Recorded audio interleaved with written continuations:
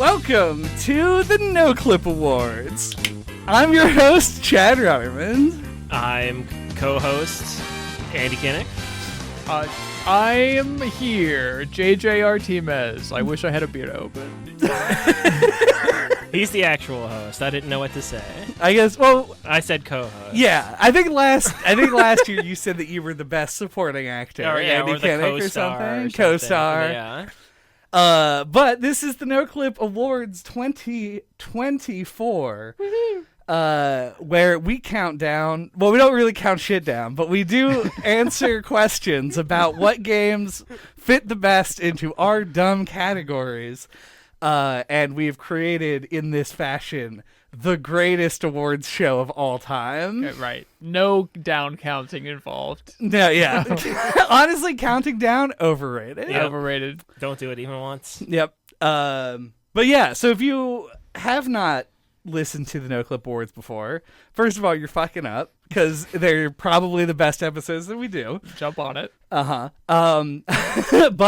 JJ in front of him currently has a pile of envelopes. One of the selling points of the NOCLIP Awards, if this was the back of the box, the very last thing that we would put there before and more would be real envelopes. Yeah. That's the thing that we have to highlight every year. Mm-hmm. And he's going to open them up using A tiny sword. a little tiny sword. A real adorable. You're probably imagining like a letter opener, like something that you could fit in your pocket. Uh-huh. That is not what this is. A tiny sword. This is this is between the size of a reasonable letter opener and a reasonable dagger. Yeah. It's a tiny sword masquerading as a letter opener and not a letter opener masquerading as a tiny sword. No, this could cause serious injury, not just to all of my friends, but most relevantly to these envelopes. And you're going to hear every moment of it Yes. today. And within the envelopes, on the outside of the envelope, importantly, is the name of the category.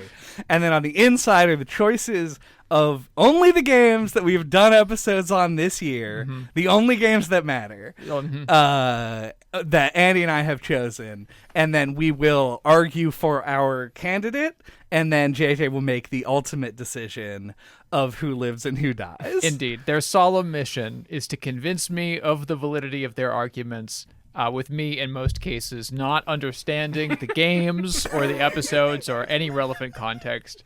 This is really going to be a microcosm of the issues always faced by public intellectuals like ourselves in society. And without further ado, our first category. Perfect for the Switch.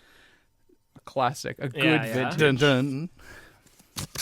This one's self-explanatory. Yeah, I think so. Yeah. Are we going to update this to perfect for the Switch 2 Well, when it only comes time out? will tell. Yeah. Only time will tell. Only It time would will become tell. a lot easier because once again, the biggest problem with this category is that Everything's on the Switch. everything's now. already on the Switch. So, All right. yeah. Andy has submitted Pseudo Regalia.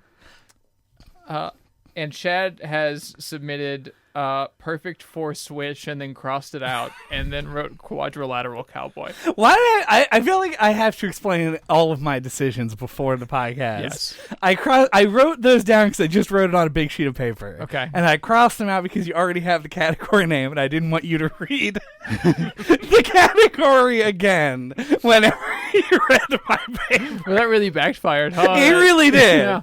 It fully backfired. It's okay. I'll only read it most of the time. Okay. Andy, why is Pseudo Regalia perfect for the Switch? So when looking over the list of games, Pseudo Regalia stood out to me. It's weird to me it's only on PC, like only on Windows. I would have guessed it was on Switch, but luckily I double checked.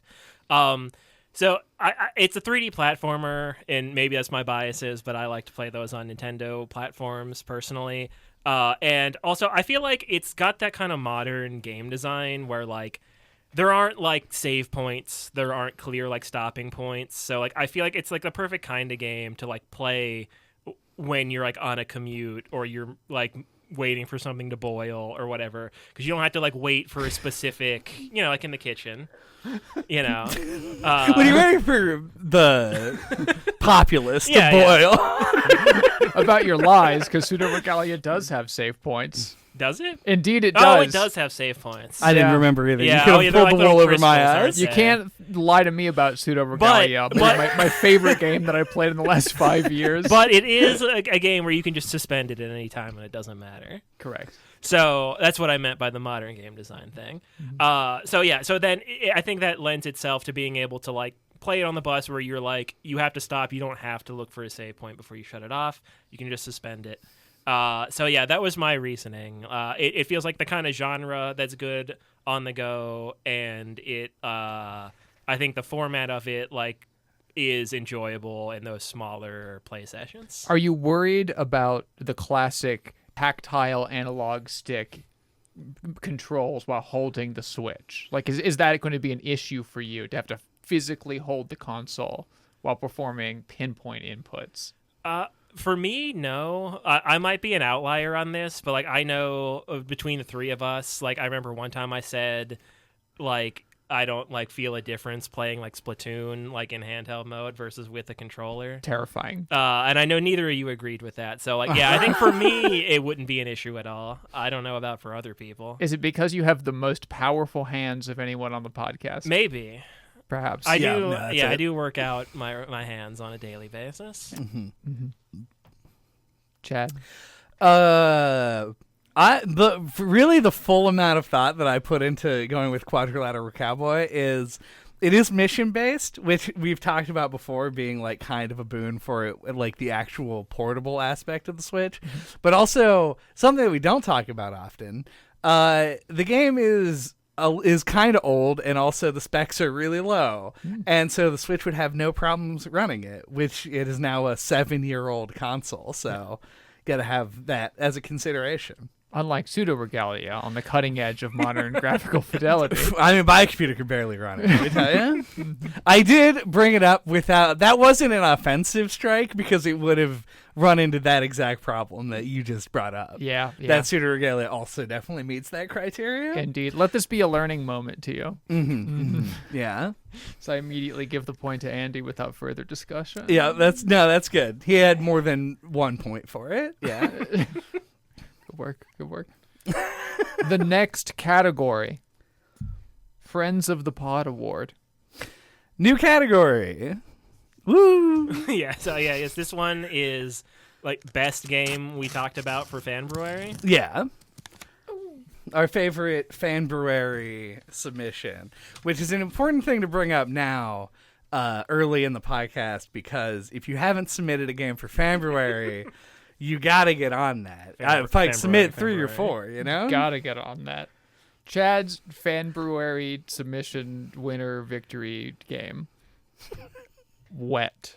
Andy's Fanbruary fan submission game. Legacy of Kain Soul Reaver. Chad, speak to Wet. Me speaking to Wet, if you listen to the episodes... You know I did not. And I know that you didn't. I generally You're contractually speaking, obligated not to listen to them. At this point, yeah.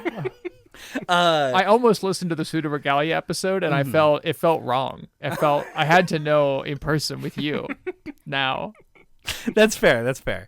I think if you listen to the episodes, though, like just generally speaking, you'll know that when I nominate Wet for this, I'm more anti-nominating everything else that we did. Because it was, and this is dangerous, I realize, because these are things that people wanted us to play. Yeah. Man, did they not hit for me this year. People need to learn how weird everything you love is. That might be what it is. This has to, you have to let this process play out, and they'll come to love you as I have. But Wet in specific is a flawed game, yes, in a lot of ways. It has very old design philosophies to it, where you have to like go through a weird obstacle course every time that you get a new weapon in order to move on with the game that just like pads time out that it didn't need. And it has horrible skydiving level that made me want to throw the game out a window. It is pretty bad. The skydiving level is extremely bad. Yeah. But it is a very cool game and a super weird one. And I appreciated it in a similar way to like other campy games, though this one was like so much more self-aware. This is kind of the Rocky Horror Picture Show of third-person John Woo action games. And I do love it for that. Yeah. You started really shaky by repeatedly disparaging the thing you were nominating for a reward, but you ended very strong there. Excellent work. Andy. So yeah, I picked Soul Reaver because it's a PlayStation 1 game, but one that like I feel like was very like ambitious for its time. Like the storytelling in it is actually like still really good. The voice acting is like I think a high watermark for that generation that gets like overlooked a lot of the time in the conversation. And it's like I think it's a lot ahead of its time in a lot of ways. Like I think it has like a 3D Metroidvania kind of thing going on before things like Metroid Prime. It's got like a seamless world where it doesn't have to load once you load into it unless you die with probably like unless you warp somewhere, which like I feel like that's also a thing where it gets overlooked because people always say Jak and Daxter is like the first game to do that. And so like it's I think it holds up in a lot of ways. And for me, like the difference I think between the two of the choices is that I think because Soul Reaver is an older game, like I think I'm so much more willing to cut it slack. I think Wet is 2 generations after this and is also very awkward and cumbersome to play and has that stupid skydiving level that takes you like 30 tries to do. And I find that a lot less forgivable personally. I'll let Chad give a counter defense if he wants to. I agree. I definitely, because Andy spoke to Wet, I want you to now spoke to Legacy of Kain, since you seem to have implied that you hated it utterly, but didn't say so. No, I wouldn't say that I hate it. I think when I say I was mostly joking when I described every game that we did for Fanfare as being bad.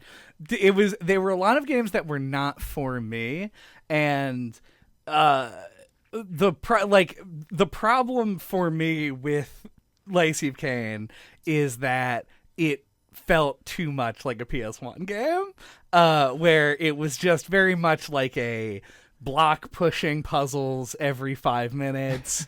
The combat system is very like Prince of Persia, where enemies are just sort of like around and often you can't see them, and taking damage is more of attacks. But then the game also doesn't punish you in any like way that would make you play in an interesting way, because when you die you just basically immediately come back to life unless you fail at the easiest minigame of all time.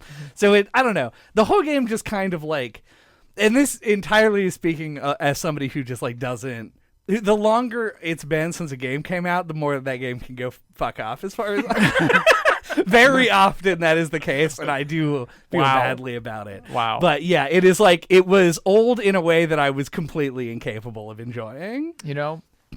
I feel like too often in this medium, people are willing to try and like look backwards to learn from the mistakes of others. And No. This is. I am glad that in this, I think what is becoming, at least on itch.io, like the peak PS1 nostalgia era of game development, someone does need to take a stand against some of the things in real PS1 games that are not present in those. We've talked about several of these. They're all better than original PS1 games. Indeed they are. And even though this was a very close one, and I'm glad that we dug as deep into it as we did, I am going to give this one to Chad and Wet. I don't know. That's the first thing Wet's ever won. Are you just? I would have given it to him because of the skydiving level.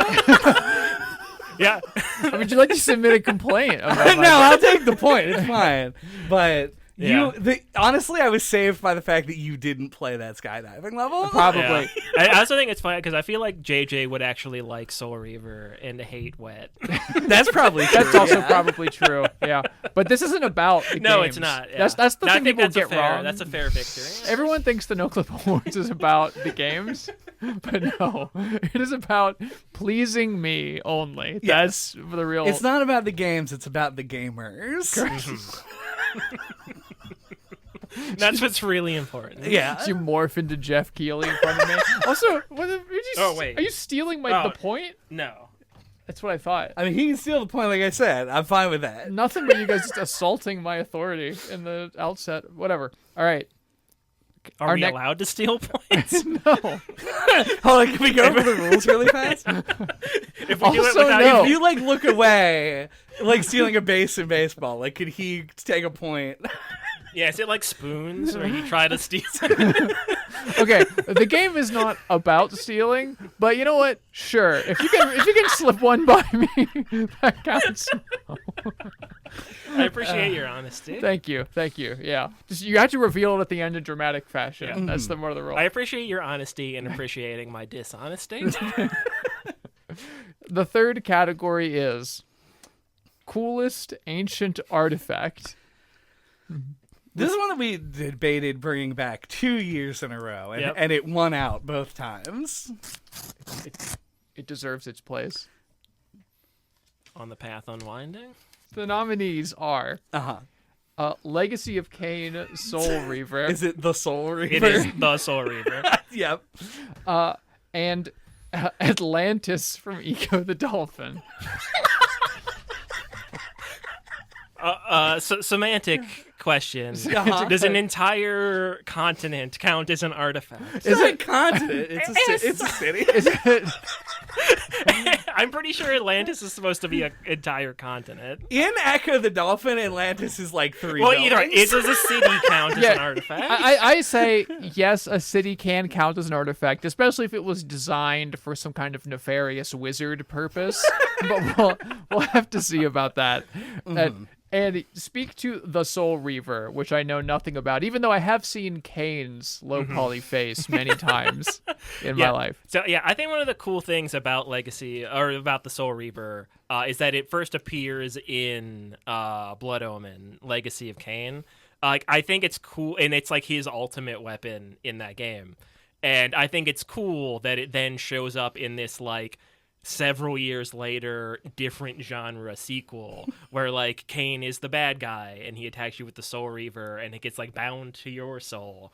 Like it's a really cool like I think it's a different team, right? It's like Silicon Knights, and then it doesn't matter. It's like a different team picked up the story and the lore, and I think they ran with it in a really cool way. And I think the Soul Reaver itself is a really cool product of that. Like I really like how it's used. I give that big props.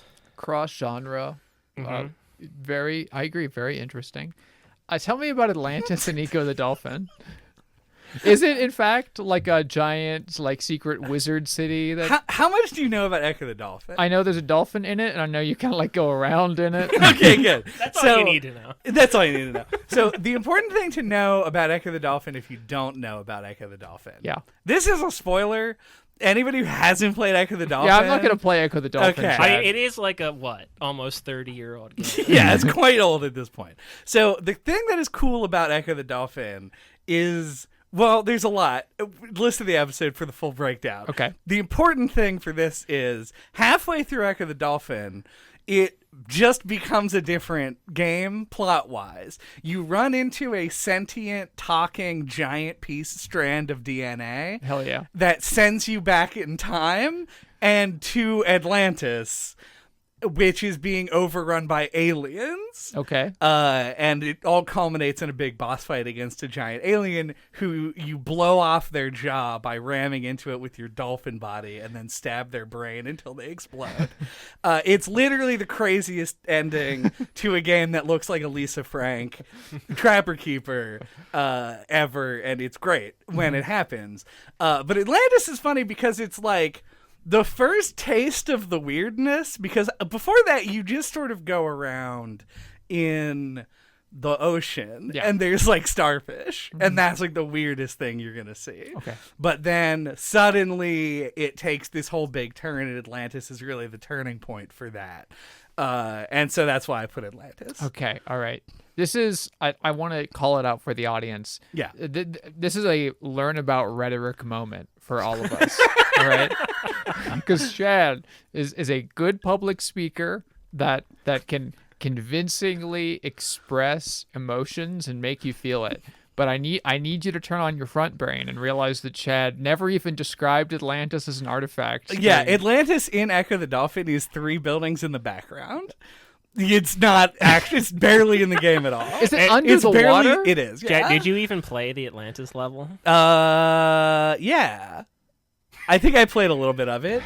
I jumped around in the game like with passwords because it's too hard. On the base. It's really hard. Weirdly. He also did the same thing. Yeah. Okay, I turned on infinite health. Oh, okay. I'm gonna look up the Eco the Dolphin episode after this. Actually, It's a good listen, actually. Andy gets the Legacy of Kain point Hell on this yeah. one. It was funny that those came right after back the to other, back, yeah. Yeah. I don't think I put Legacy of Kain for anything else. We'll find out. Our next category, the John Travolta GIF Meme Award. All right, Chad, you explain this one. Yeah, please translate because you didn't tell me what it is. I should have looked this up before. So you've also forgotten. No, I know the exactly category? what it is. I just have to. You have to should have see had the meme or the GIF ready, otherwise yeah. you're not going to understand. Okay. it. All right. Okay. Then we can cut here. Yeah. Oh, good thing we have the magic of editing. That's true. This is the John Travolta meme that I'm referencing with the name of this award. All right. Okay, so it's the one from Pulp Fiction where he looks around confused. Yeah. Yep. All right. Yeah. And he goes like, right? Yeah. So yeah. the purpose of it, so the definition of this is this is the category for the game in which you felt the most lost. Like you were just completely unable to engage for one reason or another. Either couldn't like location, like directionally lost, or you stared at like a puzzle for 4 hours and couldn't figure it out. Understand. I'm glad you defined it broadly. Thank you for that excellent explanation of the circumstances. Our nominees are abduction and abduction. Yeah. Yeah. Okay. So Good. I was worried there for a second because when you said or stared at a puzzle for a while that you picked Infinifactory because like in my head semantically I was like I always knew what to do in Infinifactory and it was just the execution part and that would be my argument against it, but No, we were both on the same page here. Yeah, I think there were like several really good choices here because Abduction, I think Abduction in the end comes out because it works both ways. Abduction is a game where you could be lost, like literally not know where to go, and also there could be a puzzle that you don't solve for the whole game. Also, okay, if everyone doesn't know, Abduction is a spiritual successor to Myst that was kickstarted by the people who made Myst. So a thing that happened to me in Abduction that I don't have to use in an argument now, but I'll just tell. Hell yeah. Is that there was a part where I was supposed to turn on a generator to the town, and I did it. And then I went back and talked to the guy, and he was like, "Don't come back to me till you turn on the generator." And so then I walked around for an additional like hour and a half before I looked up what to do, and it was like, "Go back and talk to that guy." And I was like, and so I quit out of the game and reloaded it, and then he was like, "Thanks for blah blah blah." So, you can experience a bug like that, and it'll make it even worse. Yep. Yeah, it's just a hard game that also makes you have to like keep in mind the literal 180-degree opposite side of the map looks like at all times because of the Pac-Man maze mechanic in the game. So it's very easy to get lost in every imaginable If way. you've played Myst, you know what we're talking about. Yeah. Yeah, I believe you. Also, if you play Pac-Man, you know what Yeah, I'm if talking you played about. Pac-Man, all the real ones. all my played homies play Pac-Man. Pac-Man. I can't let myself get sucked in about this Pac-Man tangent. Everyone has played Pac-Man. if you've met someone who's like, fuck Pac-Man, I'll never try it, like not someone who has played it and now dislikes it. Whatever. Our next category. The Small Packages Award. So this one is one I came up with, and no, it's not supposed to be a dick joke. Oh, okay. Or at least I didn't mean it that way, personally. But it's the game that, like, is small, but, like, doesn't feel like it is. Like, they made, like, really good use of the space, and, like, it feels like a big game even though it's small. I love this. All of this. So big things come in small packages is what I was going for. Right. And also Like the big packages dicks, are like yeah. totally normal size. Yeah. The nominees are Pentiment and Crow Country. Andy, speak to Pentiment. Okay, so Pentiment is a narrative adventure game, kind of like in the more modern point-and-click style, like something like The Cat Lady, where like it feels like if it was made in the 90s, it would have been a point-and-click. Because it's made now, it's like more of like a walk around and talk to people kind of, like a Telltale kind of thing, you know, etc. But yeah, it's a 2D game made by Obsidian, etc., etc. And it has like a relatively small scale. Like you have a town which consists of like 3 screens or so that you are little maps that you walk around, and then the Abbey, which is like maybe like 3 more. And like I think through like the depth and richness of the storytelling, like it's one of those choice-based games where it really feels like it's the poster child for that. There's so many different like choices to make and like decisions, and like the both of us had like completely different experiences, and it feels like you could replay the game and have it go like very differently. So I think all of that writing, like I think like being produced by Microsoft gave it the budget to make a small game feel large like that. Like it just has the staff there to just write out all of those scenarios and make the world feel big. Like there's parts in like the third act that pay off things that were set up in the first one in cool ways, and like even into the third act you're finding like secret locations that were hinted at before, and like so like the world, like it does a lot to like make the world feel bigger than just like 6 screens. A compelling case. I was already familiar with Pentiment. I am not familiar with Crow Country. So Crow Country this is funny that it's come up in the order that it did, is one of those PS1 throwback games, visually and mechanically designed to be similar to a Resident Evil or a Silent Hill kind of old school survival horror game. Hell yeah. And what made at least Resident Evil like a surprising hit, I think, in the 90s was the fact that the entire game takes place in essentially one location. They cheated by making a whole basement area that is like huge, but in Crow Country it is 4 zones effectively. There are like small interstitial zones that are usually like a room, but in total the game is only like 4 areas. But through the use of and we talked about this on the episode, but like through the use of shortcuts and like because it takes place within an amusement park, and so thematically appropriately uses like staff tunnels, like maintenance tunnels, to bridge different areas together to take what is already a pretty small area and make traversal even easier.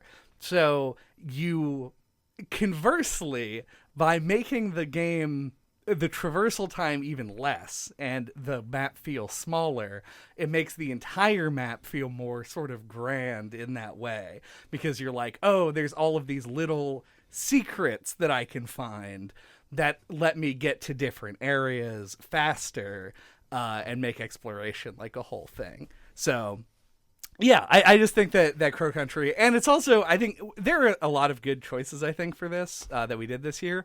This is the one that I called out on the episode. Like, to me, this is like one of the better maps that I have seen in a game this year, and I think it works really well for this category specifically. I like how your selection for a game that implies a much larger world than is really presented here is the game that most effectively implemented a fast travel mechanic that saves you time. The number one stereotypical Chad request, memes yeah. to death by all of us. Very good. Oof. This is The story of a girl. This is a rough one for me. I actually do find both of your answers particularly compelling. Are either of you able to pitch why the opposite is a bad choice? I don't know if I could say Crow Country is a bad choice. I will say though, I also considered it, and we're getting down to hair splitty semantic things, but like I don't think the map is actually like that small. Like it does feel bigger than it is, which is like the category, but like to me, like it felt like a good size for the game that it is. A perfectly good size. Yeah. Some might say too big. It's average size. So yeah, that's why I didn't pick it personally. I don't have a strong like silver bullet against it. I think that Crow Country uses its map in the way that a game uses a map, where you run around and like do stuff in it. Yeah. And Pentamit's map is just a excuse to make you take time in between long conversations.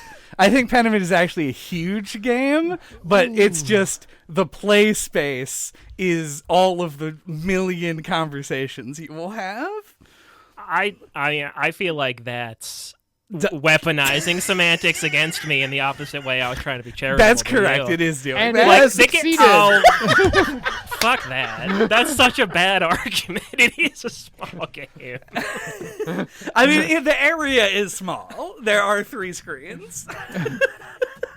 I think the mappiness has to come into play here. It seems so much mappier. Not even related to the category. Days like this when I'm grateful for my unilateral power. Say I'm on many. The next category is the Deja Vu Award. Mm-hmm. This is the game best experience twice. Finally got a clean one in. That one was good, yeah. Yeah. Every other time it's been Andy talking and saying interesting things. God. What?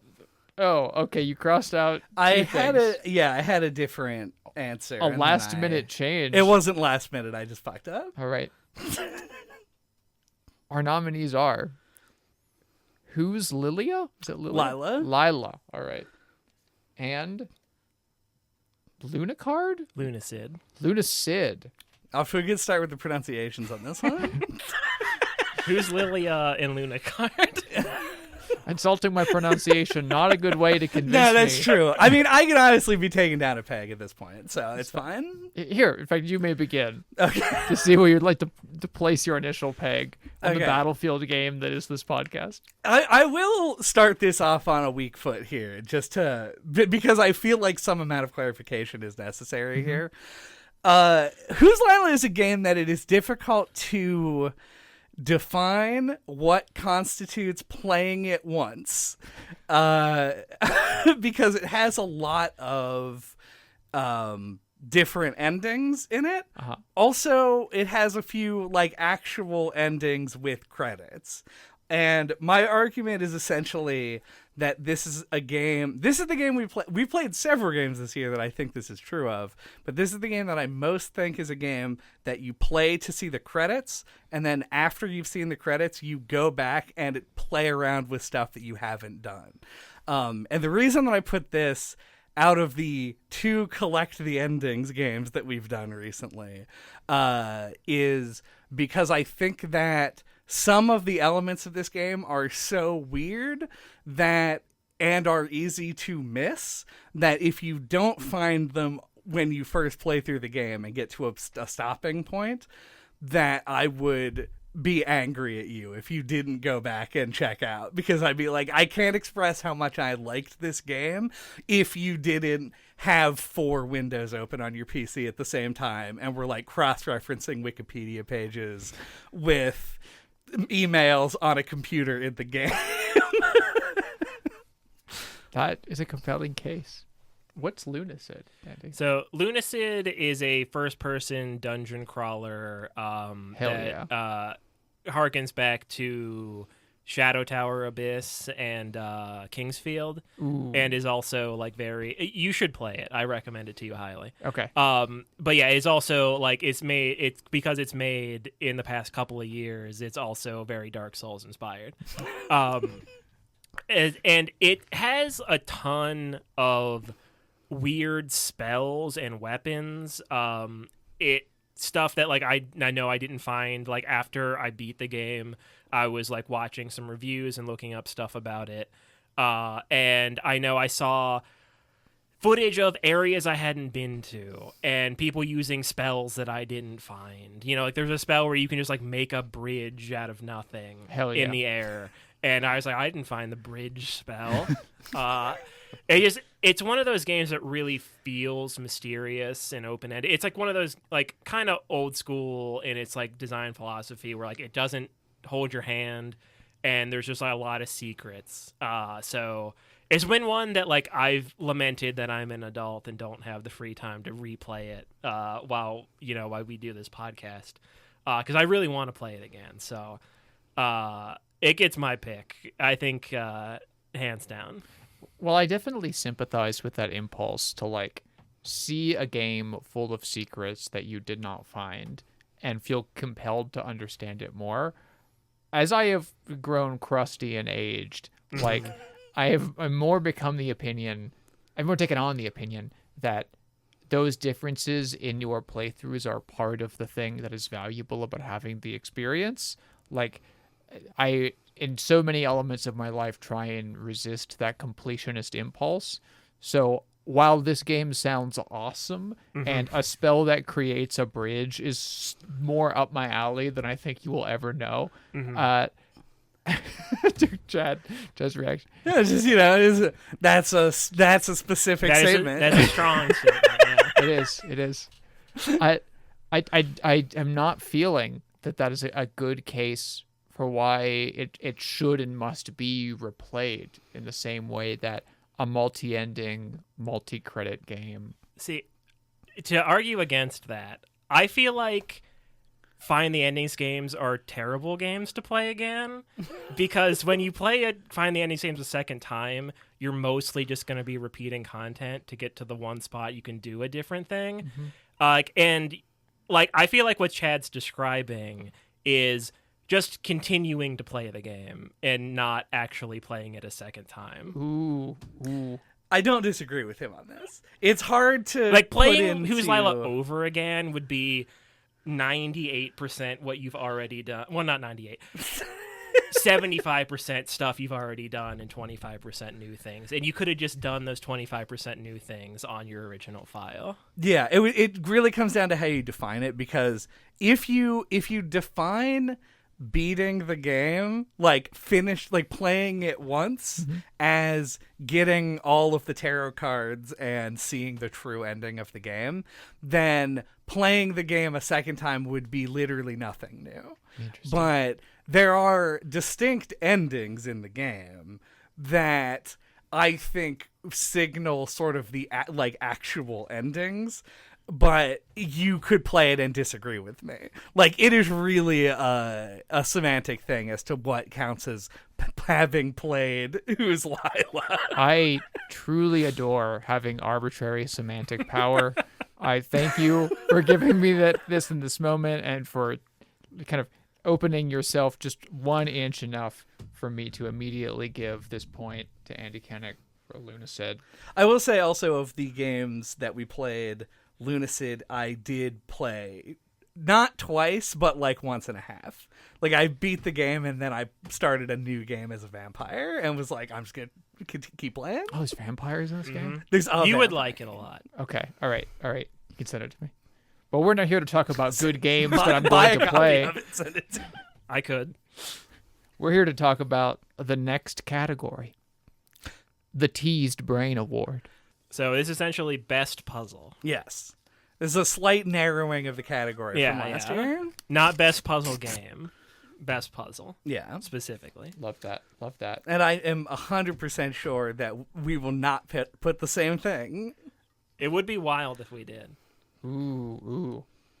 Andy has submitted Outer Wilds Echo of the Eye.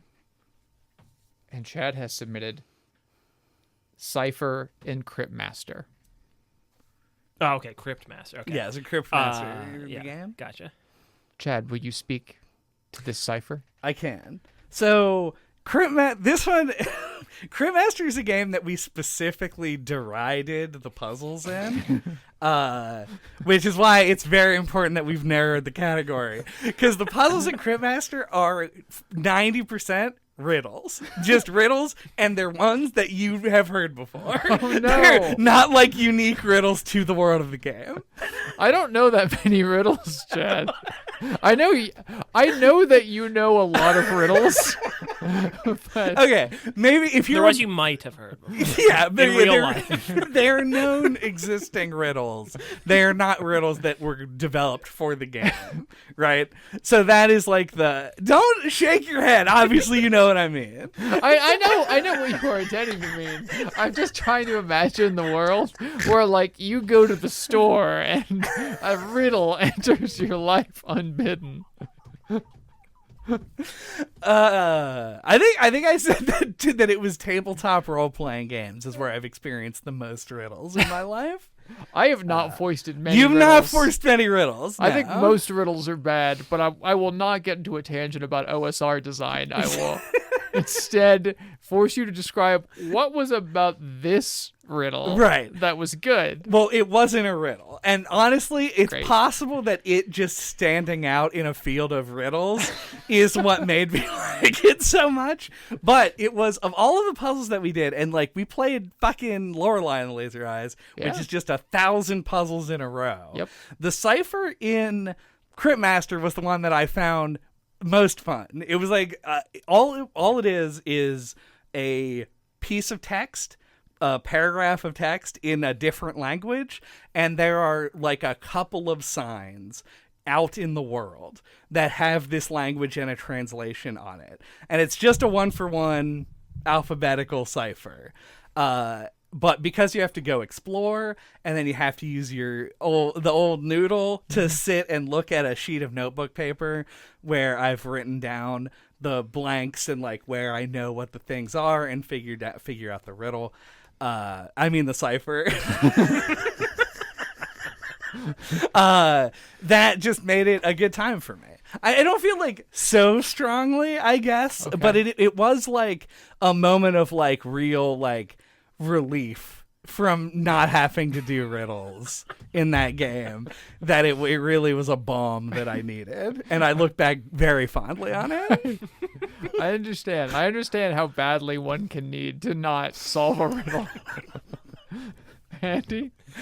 So Dan, if you're listening, skip ahead because I'm going to spoil a cool puzzle in Echoes of the Eye if you ever intend to play that.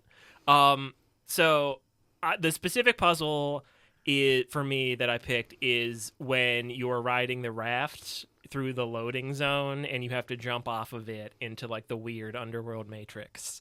And I like this moment so much because like if you've ever watched like a Game Maker's Toolkit when he talks about like Zelda games, like Zelda dungeons having like an element where you have to consider the whole dungeon as one space.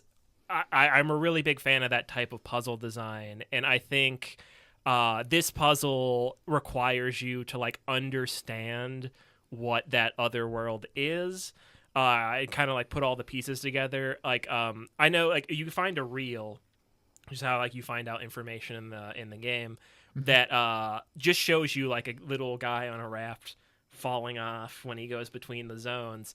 And like when I found that personally, I didn't think that was literal. You know, like I was like, oh, that's like a thing that I don't understand yet. So I didn't figure it out right away. And like whenever I revisited it and had that epiphany moment, it was like super satisfying. And it's like one of those things that you're like, you have that little, it's one of my favorite puzzle feelings. You have that inkling of like, oh, this is going to be the answer. But then you also have that doubt of like, there's no way this is going to work. Right. And then you do it and it works and like you fall through the void and then you don't die, you know? Like it's just like such a cool moment. So that's my pick for best puzzle. That is a very cool pick. That's a very good pick. I always feel like coming in to these episodes that I'm going to be biased in favor of Chad, and then every time I just agree with you over and over about very important things. It might have something to do with the fact that most of Chad's submissions are, in fact, not actual submissions.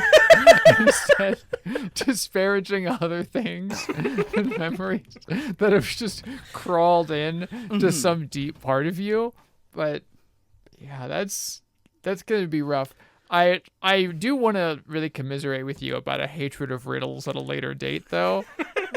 But this is less, to be fair. Remember that time you said that trivia was strictly worse than riddles? No.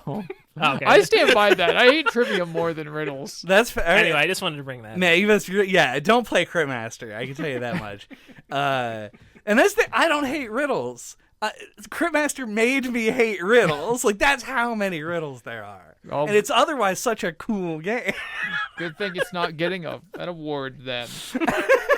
Andy, take your little slip.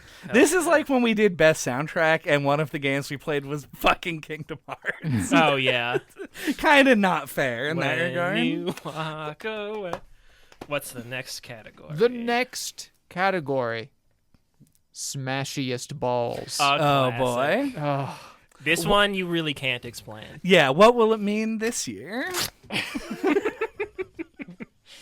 That's the name of the category. We just have to make something fit. This is kind of the improv category. Yes. the category where something becomes balls. Where everything's made up and the points The don't matter. points don't matter.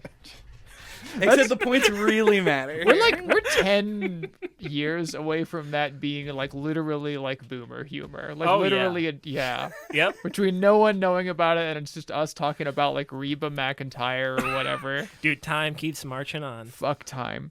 Andy's submission Is wet. is wet. I know what you're getting at on this one. Mhm. If you just want to read the game name, it's fine. We can do a Mm-hmm. reveal.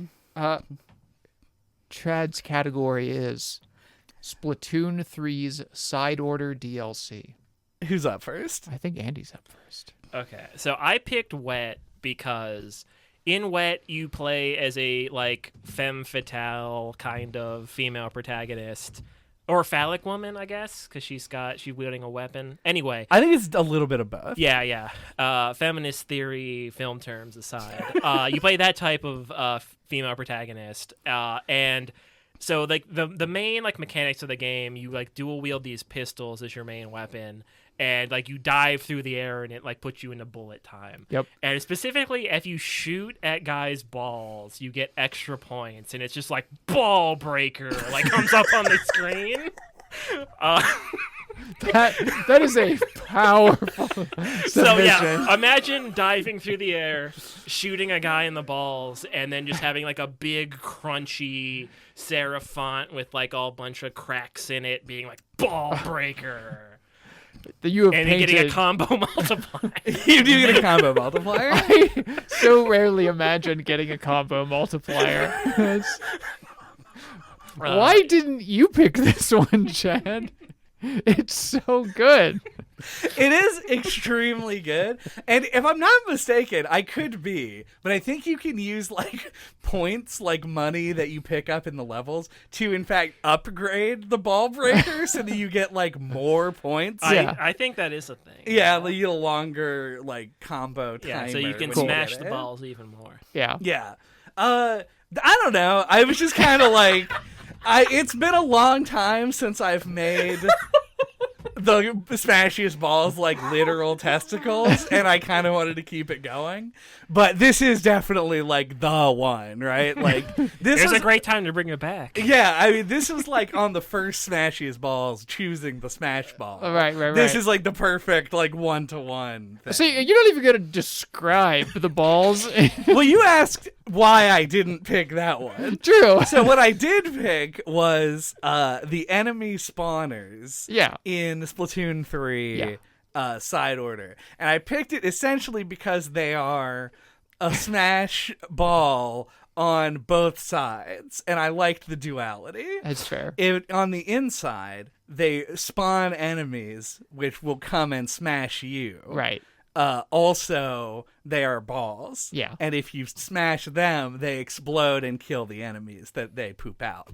So it's like a nice dichotomy. I like it mechanically, and I like it as an example of smashing and balls. The enemies are also kind of metaphorically semen in the like. And also, like, if they got on a boat, you would imagine they would be okay at it and would be seamen in addition. Wow, I worked so hard to throw you a testicle-based lifeline there, and You're saying because they emerge from balls and then march toward things. and they are life that emerges from balls. Yes. Yeah. Yeah. Well, that's Are you disagreeing? no. I mean, I agree. I just don't think it's that special about it. All right, Chad has rejected my argument for Chad's submission, and he can't. Dude, life creation isn't that special. I agree. Yeah, frankly. Happens all the time. Well, it is. It happens constantly. You know. Our next category is best soundtrack. An oldie but a goodie. Can I get a better name for that? Yeah. We'll come up with a stupid name next time. Can we get like some sort of vaginal joke just for the equality's sake? I don't know about vaginal joke. Oh, I mean, I could try, but that's not where my mind was going. that's fine. we could even pass it off as a new category, but if we just renamed Right. best soundtrack. Branding. Why are you so excited See, about 'cause- lying to your audience, Chad? It's just fun. I agree. Our first nominee, Omori. Umori? Oh, Maury. Yeah. Omori. Yeah. Oh, a tie. We have two Ah. Omori picks. Now I'm really happy that I stole music from it for the finale of our TOA game. Nice. Yeah. It is one of those Earthbound inspired JRPG, or not JRPG, but turn-based RPGs. And it's just got music that slaps. And I think Toby Fox did a guest track. He did a guest track. It's kind of like a novelty Christmas track, but Yeah. yeah, he did do a guest track on it. If that gives you any idea. That game has been like in the periphery of my life for a long time, tempting me with its coolness. Mm-hmm. Should I give in? I think it's worth a look. It's quite good. It's also pretty long, so take that into account. Thank and you. I would say it's like kind of padded. So like it's really up to the individual whether or not you're gonna like hit that and bounce off of it or want to push through. So, But that's also to me. I feel like I do this all the time, where I'm just like, it is like kind of a long game, so like, and I don't know if people are gonna really like it. It is also like it's like an emotionally resonant game. yeah, it gets like really it feels good at the good end, to yeah. play. Well, and yeah. it's not bad for the first part, but it gets great at the end. Yeah. I understand. Yeah. I'll consider it after that Sun one. That was or whatever the Lunacy. The moon Lunacid. one, Yeah, the actually, moon yeah. one. Thank you. I love brains. I will text it to you. So. Brains are cool. Or whatever. Our next category.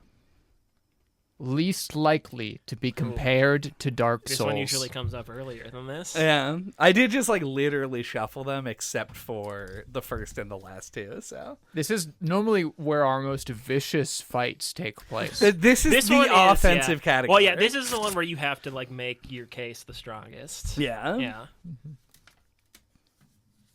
Our nominees are Pentiment, Mario Hoops 3-on-3. Okay. Okay.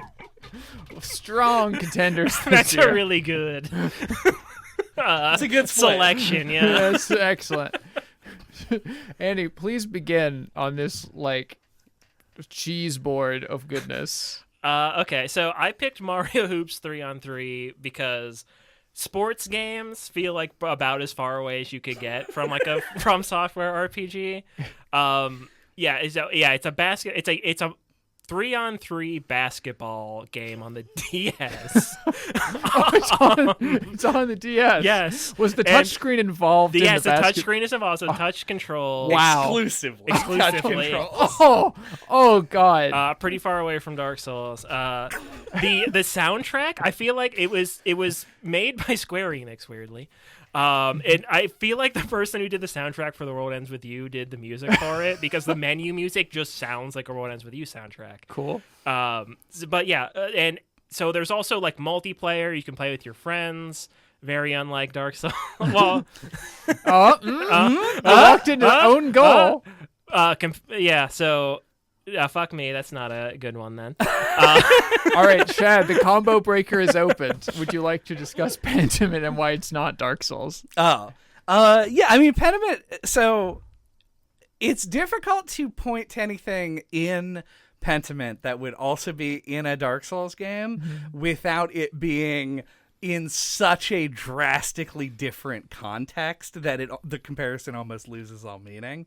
Like, there is a murder that happens in Pentiment, a thing that is quite common in Dark Souls. Very. And in this game, it's very much like the game takes place in a monastery. Like, people there aren't like super accustomed to murder. Yeah. So everyone's reaction to it is like completely different than it would be in any other game. And I think that's kind of where that's like a great way of sort of encapsulating it, because tonally it's very different. It is they both have like elements of sadness, but it's always, this is your character sort of like, and you make choices so you can skew this in one way or another, but your friendship to another monk is like a main driving point in all of the decisions you make, which is not a Dark Souls isolation kind of thing. You have very few friends there. Right. Things like that. Now, Mario Hoops is like just like Dark Souls. Yeah, I can't say because of Dry Bones that didn't work last year. You're going to have to stop bringing up Dry Bones in front of me, I'm afraid. So in Mario Hoops 3-on-3, I was going to make Andy go next, by the way.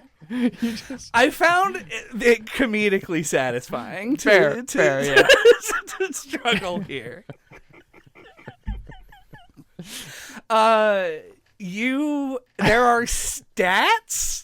There are stats? Like, characters have stats that you can select, which is similar to statistic characteristics in an RPG. So you select the stats, but they never increase. I can't level them up.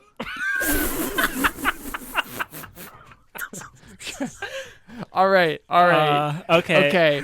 All right. Pentiment is a medieval setting. It has catacombs, and it also has RPG elements. You really could have stopped at it has catacombs. That's pretty devastating, really. I'm gonna be honest, I don't remember the catacombs. There's like a shortcut through them to the library. Yeah, That's not a catacomb, isn't it? There's an aqueduct shortcut. There is an aqueduct. Oh fuck! No, you should have I'm lied. Denberg. I forgot. There's an aqueduct in Dark Souls, and there might also be catacombs. I can't ruined. say for certain. You are indeed ruined. The point this year goes once again to a Mario game, Mario Hoops 3-on-3. As it turns out, Mario is actually just the solution to the least likely to be compared to Dark Souls. You It could is a get good- the point by also selecting the Mario game. You don't have to select your pentiments and your... Are we at the newlywed game already? yeah, We we're are almost indeed at the newlywed game already. This is maybe my favorite thing we've come up with. It's a great little mini game, which means that you're opening that envelope, but then you're not allowed to read what's inside of it. Noted. But I won't deny the people their sound. Yeah. You get to look at it and arbitrate that neither of us lied about what we put down. Indeed I do. Chad, would you like to begin? Sure. I think that the game that Andy liked... Remember what I picked? Yeah, Okay, I also need to We're remember good. what I Yeah, picked. yeah, I remember. In fact, go ahead and hand us this paper so that we're 100% sure. No, okay, sure. Well, hand me mine.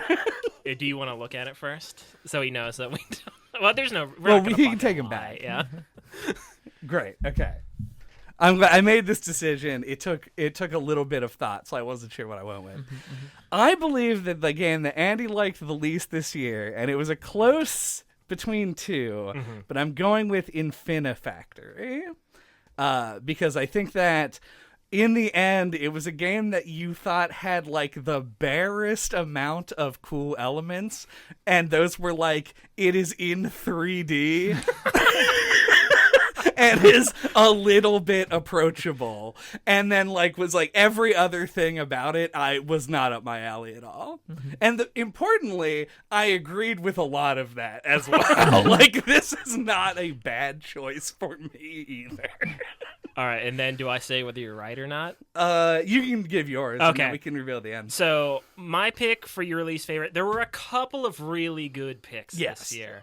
But in the end, I went with Valheim. And I picked Valheim because, like, it's a multiplayer game that we played together. And, like, while we were playing it, like, it just really felt like you held that, like, special, like, was vitriol the right word? Yeah. Yeah, like, this, like, disdain for it. Like, you definitely, like, you got in every little jab about it that you could. Like, you just seemed so salty about the fact that you had to be playing it. Why wasn't I there? You had an abundance of data on this particular game for so sure. yeah, I that might have been for the worse. Like, it might have skewed my opinion, but like that felt like it was definitely the game you hated the most. No, Andy, it has earned you the point. You have indeed correctly selected. Yep, Valheim was correct. Yep, my least favorite game was Mario Hoops 3-on-3. Oh, wow. I thought that just the existence of Mario and Oh, Final no. Fantasy characters No, would be enough to make Mario, it work I for didn't you. bring this up in the last category or whenever it was I was talking about it. But like Mario Hoops 3-on-3 is so easy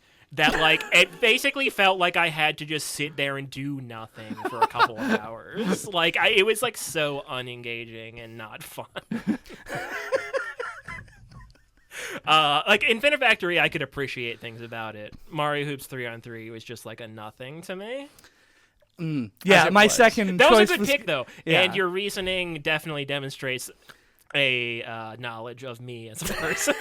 So It Quadrilateral would've been Cowboy in- was my runner-up. okay, that's a yeah. And So- I was like, he probably liked this better because it had cool themes. yeah. Infinite Factory would have been in like my top 3, but Yeah, I didn't even consider Mario Hoops, frankly. it happens. It happens. Yeah. Gentlemen, it is time. Good guess. Our final category for the evening. The NOCLIP Podcast Game of the Year. This one matters Right. as this compared one's to the other yeah. ones. This one's not competitive. Yeah. But it is the culmination of our competition in that as the winner, you get to go first in the description. Indeed, as is tradition, Andy has won. That's just true. There was one upset last year, and Or since 2 then, years ago, nothing. I 2 think. years ago. Yeah. We need to rely on the scribes for this. We We need to do, rely yeah, on the yeah. scribes. I love scribes. Andy. Ooh. Yeah. My pick for Game of the Year this year is Lunacid. Ooh. Once again, recommending it to JJ. It's just so cool. It's one of those like indie games that like, it's the kind of thing that like, I don't know if it's because of doing this podcast or I would have felt this way otherwise, but like, it has all the things I look for in an indie game. Like, it's got some kind of like weird aesthetic choice. It's got like this kind of focus on exploration, like this kind of almost kind of like something like Tunic, where like it feels like it's trying to harken back to the way older games made you feel, while being more modernly designed. Yeah, it's got a bunch of weird spells, like I mentioned, like that bridge spell. There's also one just called Coffin. You can just stack a bunch of coffins up and like make a big pile that you can jump up to get somewhere. It's got a lot of cool stuff like that. It's like it's a throwback to a type of game I haven't played but had always been interested in, and I think was like the perfect entryway into like a first-person RPG. It's just really cool. I had a lot of fun playing it. I want to play it again. I already talked about that. It's just really awesome, and it has a cool hub world with a cool theme that almost kind of reminds me of the Data world from Kingdom Hearts 2 theme. It's similar to that, in my opinion. Don't want to oversell it, but yeah. So it's really firing on most cylinders for me, and I loved it. So. Well, I'll tell you, I am 100% going to be playing Lunacid before the year is out because You don't have much time. Yeah, that's true. My game of the year is Lunacy. Lunacy rules. And that is generally speaking like the way that you should kind of go into it, I think. The game starts out like it kind of like very intimidating because it is a large world with very few barriers for you to go anywhere and do whatever you want. And just like very confusing out of the gate because of like the different mechanics. But if you just go in and try and do the coolest thing you can do, it's going to work in a way that I found magical, because it was just like I sprinted out of the first area without a care in the world and found myself eventually in a lake of blood, where I found a spell that because all characters can cast spells, well, no matter the efficacy obviously is different depending on your stats, but all characters can cast spells. I found a cool spell that I could take back to the first area and just go fuck shit up with it. And it was this incredible meshing of like just freedom of stuff to do and a game that was extremely reactive to the player and being able to kind of take things in whatever order you want. And just a host of secrets and weird shit to find. The exploration is top notch. And for me, I think the thing that really sold it the most, and the reason why it's Game of the Year over many of the other things we played, is just it just is weird and cool. Mm-hmm. It's got like there's obvious inspiration coming from software in different areas, but it also has original ideas that are just like off the wall and like create this dark fantasy world that is not typical and is actually set way in the future from most fantasy. It's just a really cool setting and game, and I loved it a lot, and also would like to play it again. So we're gonna do another episode on Lunacy. It's also has a jump stat you can level up, so you can just jump higher and make it to like a weird little ledge you didn't think you could get to. Yeah, shit like that. Can you like crank the jump stat? Like how far does it go? 99. I don't know how high a 99 jump stat is, but my favorite D&D character I ever played was a character optimized for jumping. And you have the rocket boots of quickness. And rocket boots of quickness. But like all podcasts amongst three men who talk about D&D characters, that is the sign of the end. Of the end. Indeed. It is time. Thank you, gentlemen, friends, for giving me a game that it sounds like has at least a modicum of a chance that I will love it as much as I loved Pseudo Regalia, my game of the year. Nice. Which would be Ball. I thought you like were going to pick Liza P. Liza P is a game that we talked about this on the episode. Too much, honestly. The difference for me between Lunacy and Liza P is a very good game. And it's a game that when I think back on it, I keep thinking it's better. Like, I'm like, man, like that was actually super good. And I like want to go back and play it more. Mm-hmm. But it is just like, to me, it felt like too derivative. Yeah. And that was kind of, that's the thing. It's a great game, but it's like a AAA Souls-like game. We played 4 of them this year. Lunacy, it feels different. Holy shit, the NOCLIP podcast ending on the note that Souls-like derivatives are played out. Is that... It's like we've become self-aware. I feel like I've always felt that way, kinda. We have... Andy thought Souls-likes were... I think I was soured because the first one I ever played was Salt and Sanctuary, and I hated it. So I was like, these are actually not that great. So I'm always like more skeptical when I go into one. Which, from that perspective, Liza P is like the best great. one. It's really good. Yeah. So, but anyway, I once again resheath the ceremonial blade for another year. I will do my due diligence not to unsheath it, lest I need to slay a letter, which needs to happen before you can resheath it. I agree. Feed it souls or or Dark Souls. Letter opener most likely to be compared to Dark Souls. Thank you for listening to NoClip this week. What are we talking about next time? I don't know. I was thinking about it more. Uh-huh. I kind of do just want to do Echoes of Wisdom. Okay, that works. Because we didn't do a Zelda game this year, and if I'm honest with myself, that's the thing I want to play. Hell if yeah. I could just play anything. All right, well, that's the announcement. Congratulations. All next right, time, next time. that's what we're talking about. The only other game with a create bridge spell, maybe. Yeah, there you go.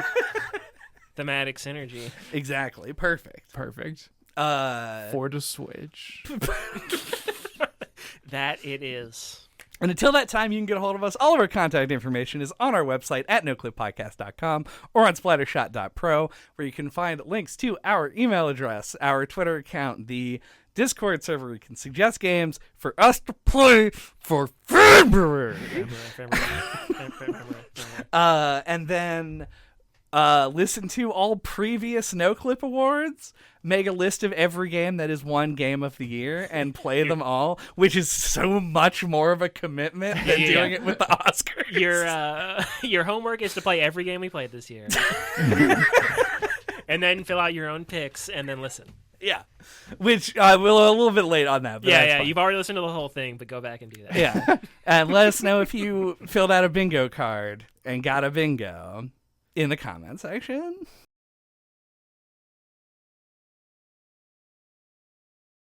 Obama was in office when we started the podcast.